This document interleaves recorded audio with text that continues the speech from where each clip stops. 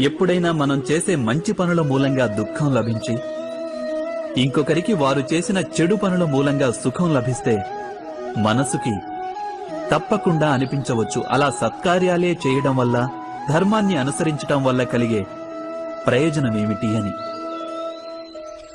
కానీ దుష్టాత్ములకు ఏమి లభిస్తుందో ఎప్పుడైనా గమనించారా?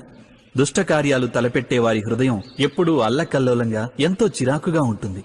ఆ మనసులో అనుక్షణం కొత్త కొత్త సంఘర్షణలు ఉద్భవిస్తుంటాయి. అపనమ్మకం వారిని జీవితాంతం వెంటాడుతూ ఉంటుంది. ఇదేనా సుఖమంటే? అయితే ధర్మ మార్గాన నడిచేవారు, సత్కార్యాలు చేసేవారు, సచ్చీలురైన వ్యక్తుల మనసులు సర్వదా ప్రశాంతంగా ఉంటాయి. పరిస్థితులేవి వారి జీవన గమనంలో బాధాకరంగా ఉండవు. సమాజంలో గౌరవ మర్యాదలు, మనసుకి సంతోషం లభిస్తాయి వారికి.